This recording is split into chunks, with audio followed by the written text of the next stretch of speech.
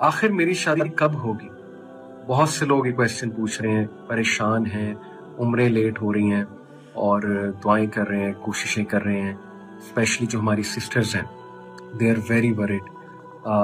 30 साल प्लस जब उम्र हो जाती है तो जाहिर है ये एक साइन ऑफ वरी है।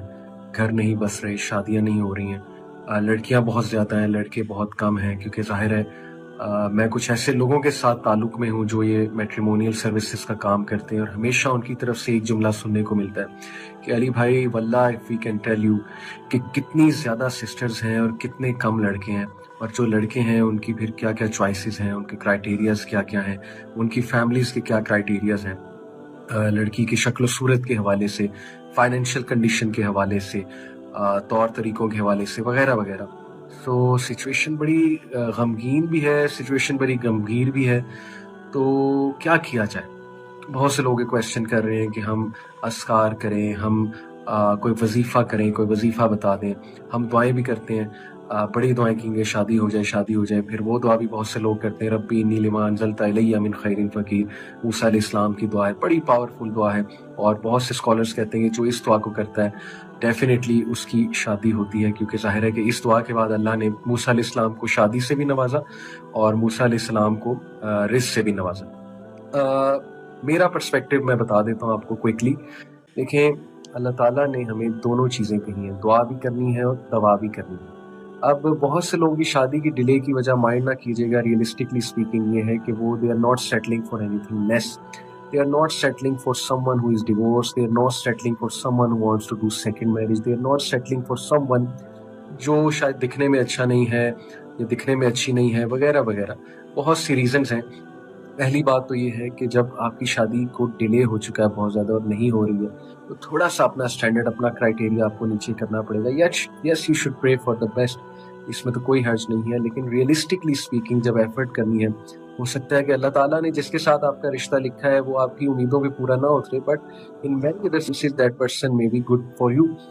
ये तो मीडिया ने हमारी एक इमेज बना दी ना कि स्पाउस ऐसा ऐसा ऐसा होना चाहिए, उसमें ये क्वालिटीज़ होनी चाहिए। फिर अनफॉर्चुनेटली हमारी जो रिलीजियस सिस्टर्स हैं उनकी बहुत अनरियलिस्टिक एक्सपेक्टेशंस हैं कि मेरा स्पाउस तहज्जुद पे खुद भी उठेगा, मुझे भी उठाएगा, कुरान तफसीर पढ़ेगा, मुझे भी पढ़ाएगा, सब कुछ करेगा।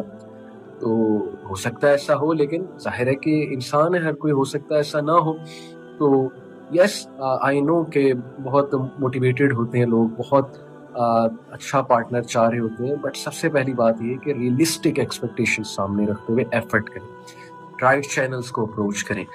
ये मैं आपको वर्ल्डली सेंस में एक व्यू दे रहा हूँ कि जो लोग रिश्ते कराते हैं उनको अप्रोच करें, मैट्रिमोनियल सर्विसेज को अप्रोच करें।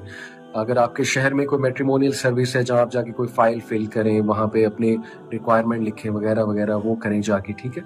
इस तरह जितना हाथ पैर मार सकते हैं उसको मारें, कोशिशें करें, रिश्ते देखें, मिलें, अपने आपके पेरेंट्स लोगों से मिलें, कोशिश जारी रखें, साथ साथ अल्लाह सुब्हानहू व तआला से दुआ करते रहें, और इस खुसूसन तहज्जुद में कि अल्लाह ऐसा स्पाउस ना देना जो मुझे मेरी उम्र से पहले बूढ़ा कर दे, ऐसा स्पाउस ना देना जो मेरे लिए बहुत इम्तिहान बन जाए, और ऐसा स्पाउस देना अल्लाह जो मुझे दीन और दुनिया दोनों में बहुत फ़ायदा दे।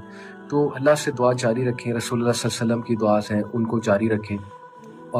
कोई ख़ास वजीफ़ा इसका नहीं है, एफ़र्ट करें और दुआ जारी रखें, और डेफिनेटली तहज्जुद के टाइम दुआ जो है वो बहुत ज़रूरी है। और रियलिस्टिकली स्पीकिंग एक्सपेक्टेशंस को नीचे लाएं। There are many people who want to get married but they are not able to do so because media की गलत एक्सपेक्टेशंस, और जो अनफॉर्चुनेटली कुछ इस्लामिक स्पीकर्स ने भी गलत एक्सपेक्टेशंस बना दी हैं मैरिटल लाइफ के हवाले से, उसकी वजह से शादियाँ नहीं हो रही हैं। तो keep trying and remember this कि शादी एक बहुत बड़ी रिस्पॉन्सिबिलिटी है, एक बहुत बड़ा बंधन है। पहले अपने आप से ये पूछें कि आप शादी के लिए रेडी भी हैं कि नहीं है। बहुत से लोगों के माइंड्स में फियर्स हैं। और आखिरी रिमाइंडर देखें, ये ऐसी चीज़ें हमारे लिए बहुत बड़ा रिमाइंडर है कि अल्लाह ताला हमसे खुश नहीं है। As a nation, as a उम्मा अल्लाह हमसे खुश नहीं है। ये सोशल इश्यूज तभी खड़े होते हैं जब हम गलत साइड पे जा रहे हो, जब हम सब ने अल्लाह को नाराज़ किया हो।